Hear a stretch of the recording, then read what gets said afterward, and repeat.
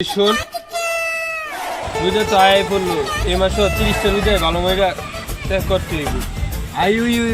কিরে আমি তুই উদ্দর কানে শুনছি তোরা দুইটা আমার নানি নেমে গালি দিছ চালার পর কিরে আমি আবার শুনছি তুই আমার বাপের নামে গালি দিছ চালার পর সামনে রোজা, চল যাই, রোজার প্রস্তুতি নি।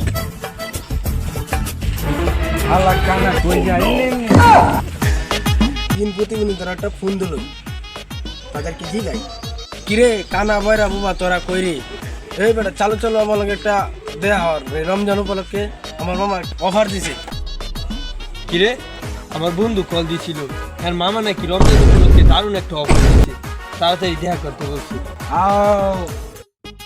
আমি তোর লগে চলতাম না, কারণ তোরা সব সময় আমার নানি নেমে গালি দিস, আবারও তোরা আমার নানি নেমে গালি দিস না, আমি তোর লগে চলতাম না। কিরে তুই কেমনে বললি তোরে গালি দে? কিরে তুই কেমনে কথা কইলি আমি এমনি শুনছি।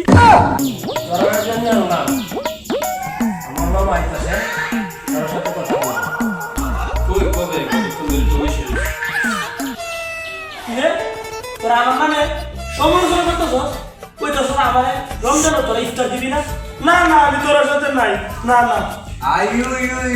কিরে তুই আমার নামে বন্ধু কথা কইছস, ছাড়ার পর আমি তোর লগে থাকতাম না, ছাড়ার পর যা। এই মামা আইতাছে দাঁড়া, এই তোমরা বসো বসো বসো। আমি মুফাসসিরের কাছে বলেছিলাম, আমার ভাইটা মুফাসসির, যে যদি এই এলাকার যুবকরা মানে 30টা রোজা রাখতে পারে তাহলে আমি তোমাদেরকে দেব